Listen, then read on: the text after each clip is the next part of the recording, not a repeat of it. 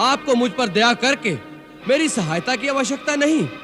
अब अपने आप पर दया कीजिए और हो सके तो श्री राम की शरण में जाकर अपने देश और राक्षस जाति का नाश होने से बचा लीजिए।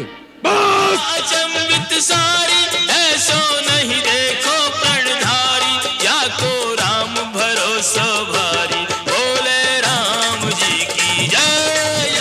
मेरी चुनौती आपके योद्धाओं को थी, आपको नहीं। आपको तो मैं फिर यही कहूंगा, श्री राम के चरण पकड़ लीजिए तो आपका कल्याण हो जाएगा। मैं कल सूर्योदय तक का समय देता हूं, उसके पश्चात लंका पर चढ़ाई कर दी जाएगी।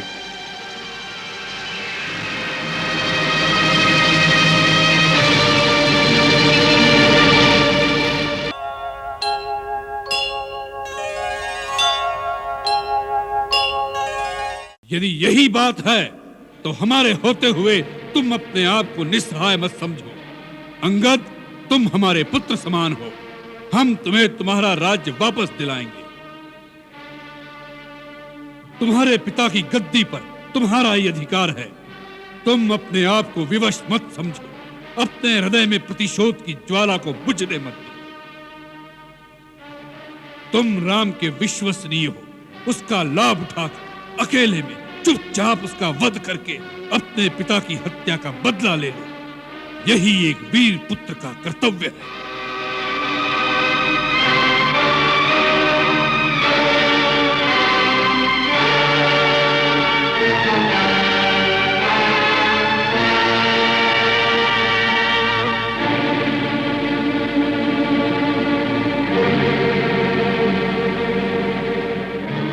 हे दशानन, आप बार बार वीरता का बखान कर रहे हैं, परंतु सच्ची वीरता के गुण नहीं जानते महाराज।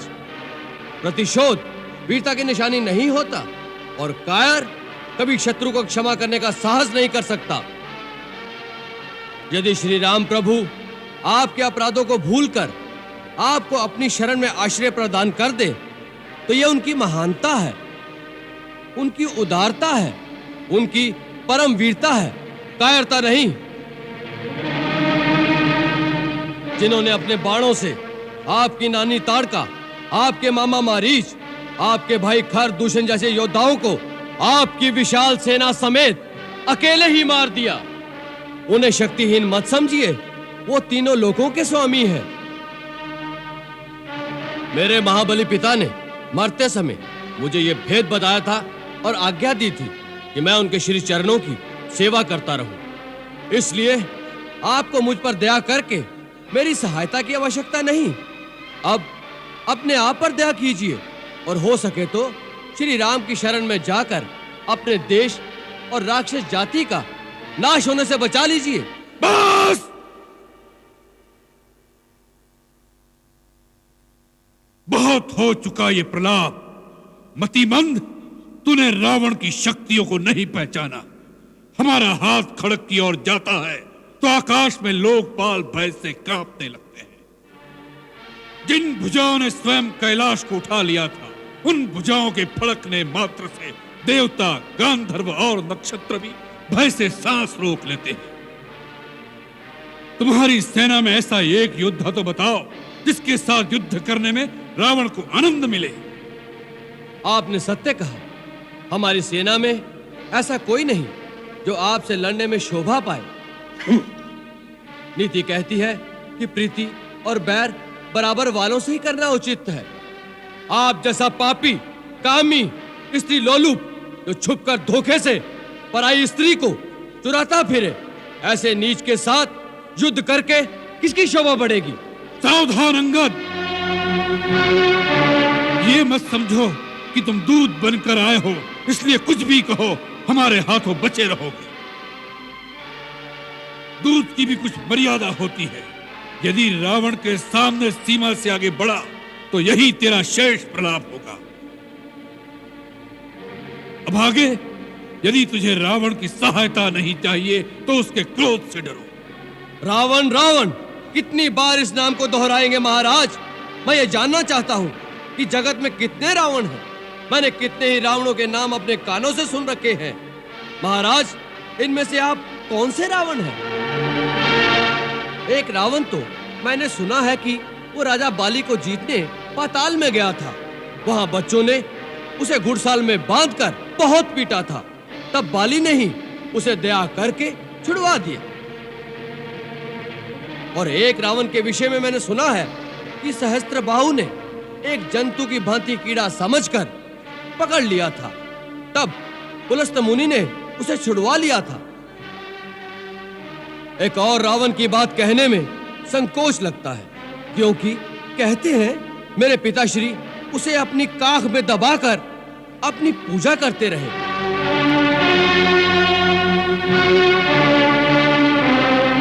ऐसे ऐसे वीरों में से आप कौन से रावण हैं महाराज?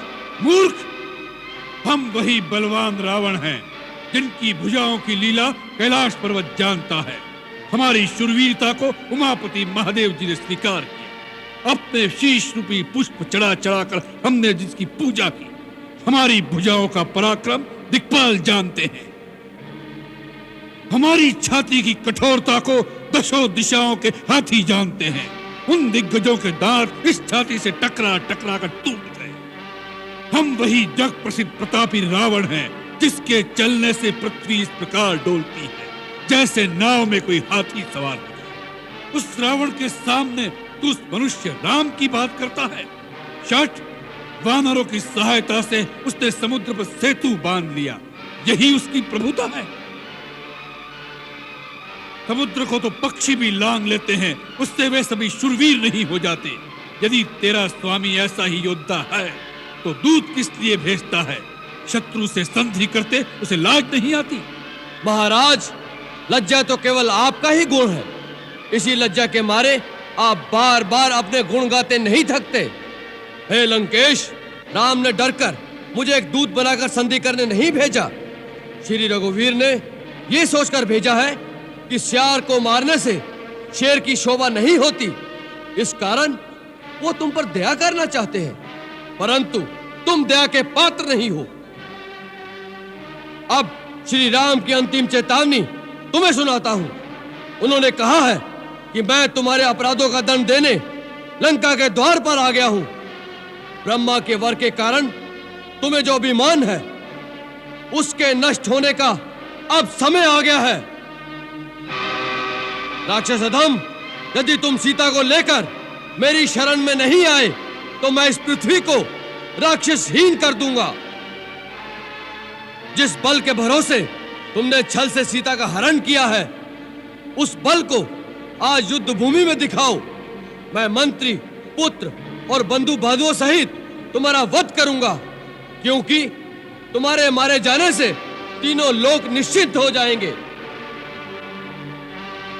इस रावण रूपी जहाज के डूबने का समय आ गया है। अब भी समय है। जिसे श्री राम की शरण में आना हो वो आ जाए। वानर! अब इसने अपने जीने का अधिकार खो दिया। इसी सभा में इसका सिर काटकर इसे रावण की शक्ति का आभास करा दो। आज्ञा का पालन हो।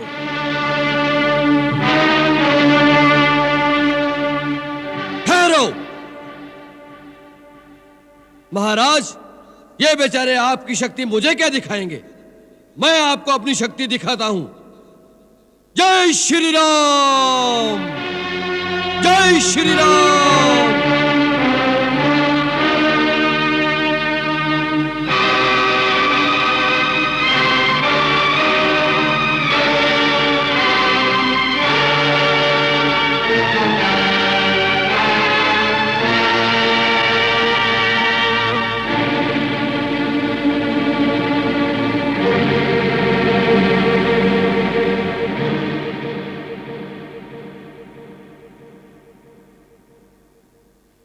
हे लंकेश, यदि आपको अपने योद्धाओं की शक्ति पर बड़ा मान है तो मैं श्री राम की ओर से आपके समस्त योद्धाओं को चुनौती देता हूं।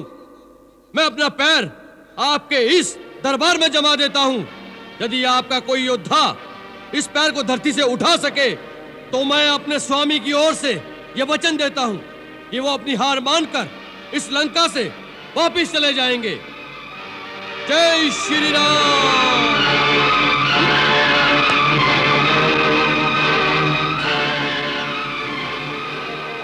समुझ प्रताप राम कपि कोपा,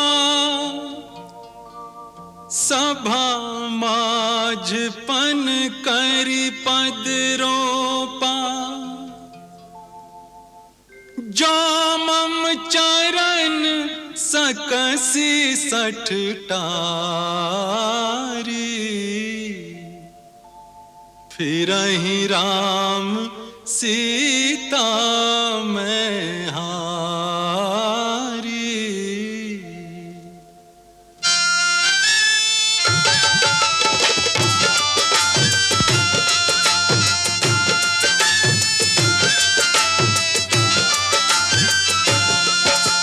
गड़ गयो खंभ हमारा,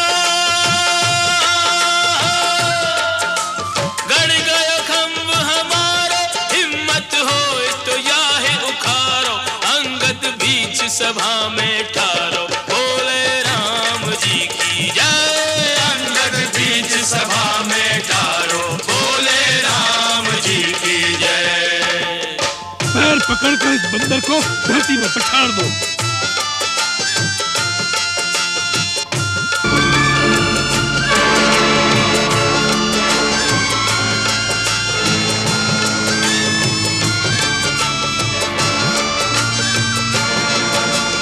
एक एक योद्धा आवे,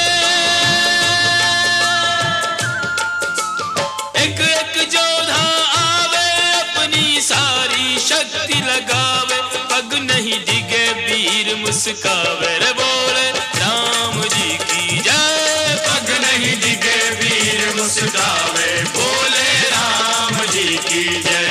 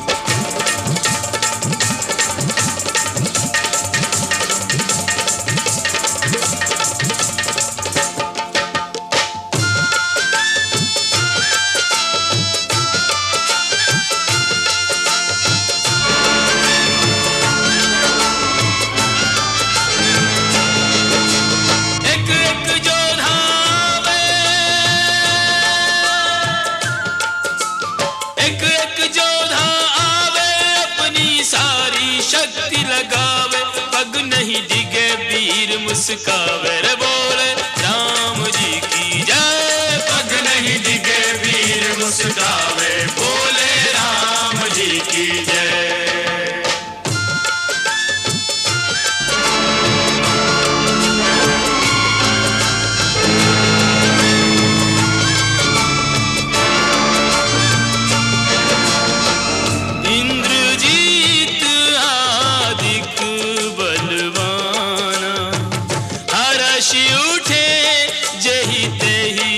बटनाना। सत नहीं डोले जैसे सतवंती नारी को, मन नहीं डिगे जैसे साधु ब्रह्मचारी को, अटल विश्वास जैसे प्रभु के पुजारी को। पग है अटल यो अंगद बलधारी को, सभा अचंबित सारी, ओ सभा अचंबित सारी, ऐसो नहीं देखो प्रणधारी, या को राम भरोसा भारी। बोले राम जी की जय, या को राम भरोसा भारी। बोले राम जी की जय, बोले राम जी की जय, बोले राम जी की जय, ओ बोले राम जी की जय।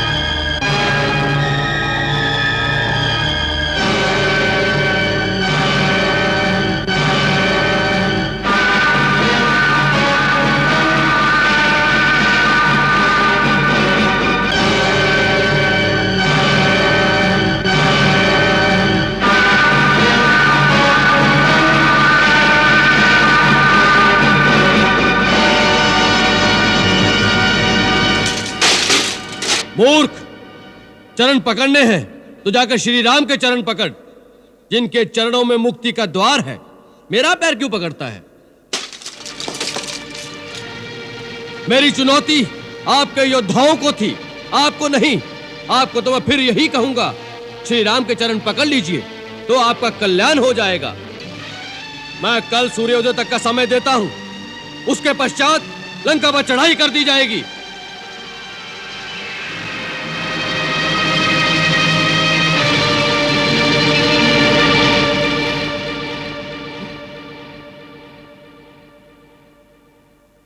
भैया, ये किसका मुकुट है? ये तो महाराज रावण का मुकुट है। रावण का? जी। इंद्रजीत, पकड़ लो इसे। जाने ना पाए।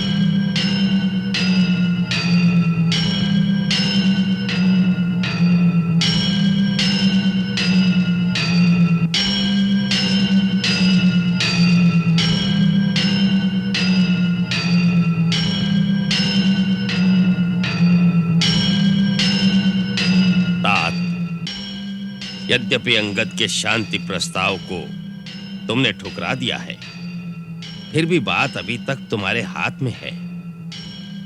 एक रात में तुम होनी को बदल सकते हो, विप्लव का मुख मोड़ सकते हो। विप्लव? कैसा विप्लव? कहां मच गया विप्लव? जिस रक्तपात की तुम तैयारी कर रहे हो वो विप्लव नहीं तो और क्या है? यह तो वीरों की रण क्रीड़ा है नाना जी। एक युग से असुरों के घर में पड़े अस्त्र शस्त्र जंग खा रहे थे, इसी बहाने उन पर धार रखकर पैने करने का अवसर आ गया है।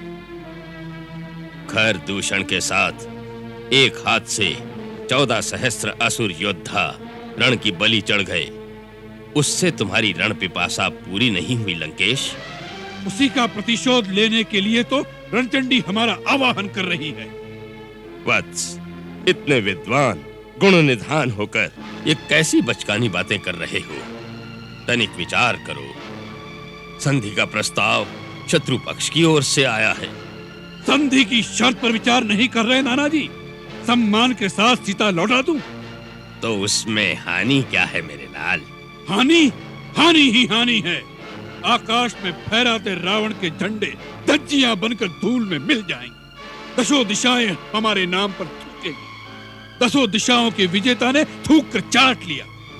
बड़ी अकड़ के साथ सिंह बनकर सीता को उठा लाया था और सियार के समान भयभीत होकर उसे वापस लौटा दिया।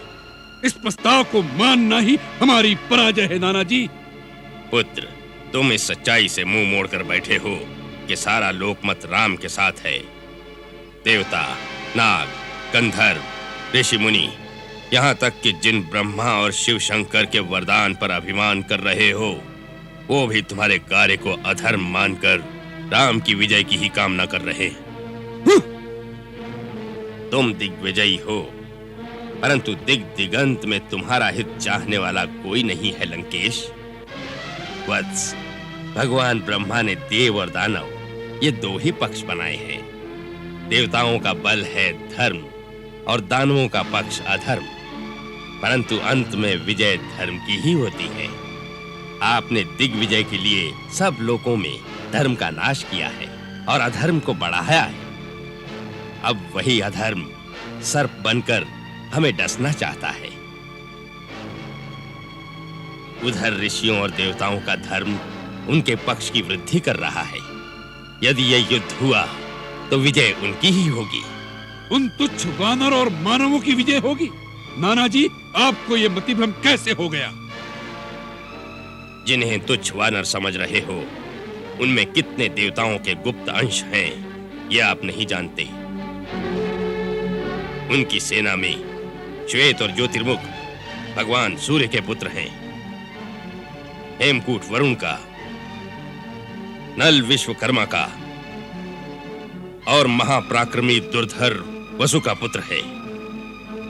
नील अग्नि का पुत्र है। राजकुमार अंगद जो आज दरबार में आया था, वो देवराज इंद्र का नाती है। महाबली मैंद और द्विविद दोनों अश्विनी कुमार के पुत्र हैं और इन दोनों ने ब्रह्मा जी की आज्ञा से अमृत पान भी किया है। वे अमर हैं। ऋक्षराज जामवंत, जिसे आप बूढ़ा समझते हो, वो ब्रह्मा का पुत्र बहुत शांत दिखता है, परंतु उसकी चोट बड़ी असह्य होती है। उसने देवासुर संग्राम में इंद्र की बड़ी सहायता की थी। अमृत मंथन के समय भी वो उपस्थित था। लंकेश, इनमें से हर एक अकेला ही लंका का विनाश कर सकता है। महाराज, प्रातः युद्ध आरंभ होने से पहले ये अंतिम अवसर है, इसीलिए मैं बार बार आपको यही समझा रहा हूं कि इस युद्ध में राक्षस जाति का विनाश हो जाएगा। मुझे सारे अपशकुन राक्षसों की पराजय के दिखाई दे रहे हैं। अपशकुन? कैसे अपशकुन दिखाई दे रहे हैं? नगर के चारों ओर सियार और गिद्ध भयानक शब्द कर रहे हैं। दिशाएं धूल से मलिन हो गई हैं। यज्ञ, बलि का हविष्य कुत्ते खा जाते हैं। घरों में पाले हुए पक्षी और मृगादि सूर्य की ओर मुंह करके रोने लग जाते हैं। लंकेश, वही राजा चिरकाल तक शासन कर सकता है जो अवसर और समय को देखकर शकुन अपशकुन का विचार करके शत्रु से संधि कर ले। वीरता पर बुद्धि का अंकुश आवश्यक है, इसलिए कभी युद्ध न करना अधिक बुद्धिमानी होता है। राजन, इससे अच्छा अवसर फिर नहीं आएगा। संधि का प्रस्ताव वैरी पक्ष से आया है। इस समय आपका मस्तक ऊंचा है। आपको इसका दूसरा रूप दिखाई नहीं दे रहा नाना जी? हमारी शक्ति से भयभीत होकर शत्रु ने संधि के लिए हाथ बढ़ाया है। यही हमारी विजय का प्रथम लक्षण है। जाइए, निश्चिंत होकर अपने घर में विश्राम कीजिए। राजनीति और रणनीति में सर खपाने की अब आपकी आयु नहीं रही।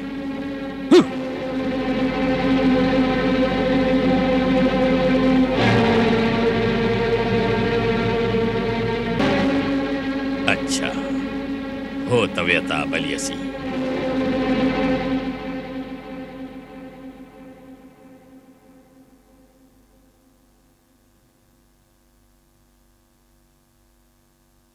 दानवराज मैं, हे धर्मपिता, रावण का करबद्ध नमस्कार स्वीकार कीजिए।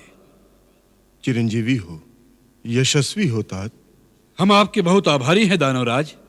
हम तो क्या, लंका का बच्चा बच्चा आपके चमत्कार को नमस्कार करता है।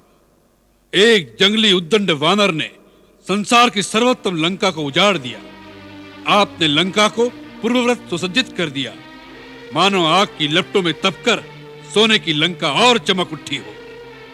लंका की ये चमक युग युग तक अमिट बनी रहे, इसी चिंता से आतुर होकर मैं आपके द्वार पर आया हूं राक्षस राज। लंका का राजा आपका उपकार मानता है दानवराज। आप उससे जो चाहे मांग सकते हैं। इस समय दानवराज मैं नहीं, एक पुत्री का पिता अपने जामाता के द्वार पर कुछ मांगने आया है। पुत्री का पिता, कन्यादान दाता, पुत्री के द्वार पर कभी कुछ मांगने नहीं जाता, वो सदा देता ही रहता है। यही युग युग की रीति है। पुत्री के कल्याण की कामना, बेटी के सुख सौभाग्य की रक्षा करने का तो हर पिता को सदा अधिकार है लंकेश्वर। उससे वो कभी मुक्त नहीं हो सकता।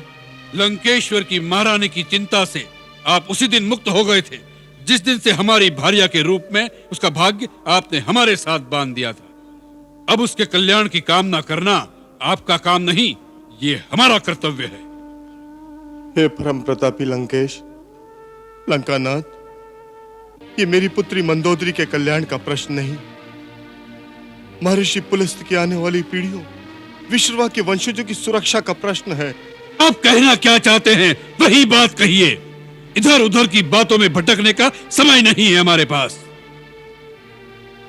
तात, तुम्हारा पिता तुलसीसुर तुमसे हाथ जोड़कर विनती करता है कि सीता के मोह से अपने मन को मुक्त कर लो। क्यों? किस लिए? इसलिए कि वह वन वन भटकने वाला वनवासी कुछ भालू वानरों को इकट्ठा करके हमें गिदड़ भभकी दे रहा है। तुम उस वनवासी तपस्वी को पहचान नहीं रहे हो तात। आपने जान लिया, आपने पहचान लिया उसे। हाँ, मेरे अंतर चक्षु कहते हैं कि वो कोई और नहीं, साक्षात सर्वशक्तिमान त्रिलोकीनाथ है। कौन है त्रिलोकीनाथ? हमसे बड़ा कौन है तीनों लोकों में आज? तात, तुम तो त्रिलोक विजेता हो, वो तो त्रिलोक रचयिता है, साक्षात विष्णु का अवतार है। अवतार है, विष्णु का अवतार है। दानवेश्वर, लगता है आप हमारी मान्यता को मिटाने की ठान कर आए हैं। जिस अखिलेश्वर का अवतार मान आप हमें उसके सन्मुख झुकाने आए हैं, स्वयं उस साक्षात वैकुंठेश्वर विष्णु के सामने भी हम नहीं झुके। उसके सुदर्शन चक्र का प्रहार हमें तिल भर भी झुका नहीं सका, तो उसका अवतार हमारे लिए किस गिनती में है? ये न भूलिएगा दानवराज कि लंकेश दशानन का शीश कट सकता है, झुक नहीं सकता, और दशानन का शीश झुकाने वाला पृथ्वी पर अभी पैदा नहीं हुआ।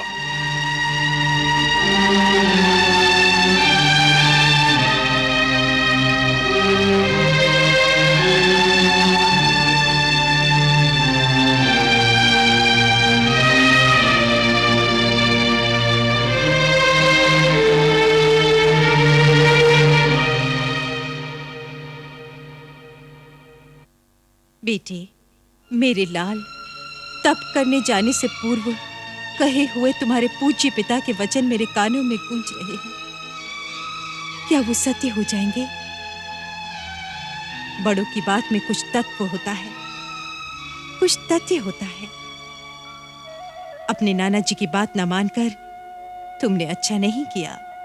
माता, रावण अब दूध पीता अबोध शिशु नहीं, बड़ों की उंगली के सहारे चलने वाला नन्हा नादान नहीं, पाठशाला में बैठ गुरु के पास पाठ पढ़ने वाला विद्यार्थी नहीं। अपना भला बुरा भली भांति समझता है आपका पुत्र। माता, यही तेरा अहंकार है मेरे बेटे। माता, आपने हमें जन्म अवश्य दिया है, परंतु हमारे जीवन के निर्माता हम स्वयं हैं। स्वयं भू है रावण, एको हम द्वितीयो न अस्ति, न भूतो न भविष्यति। हम हमारा भूत भविष्य वर्तमान स्वयं बनाएंगे। आपको हमारी चिंता करने की कोई आवश्यकता नहीं माता।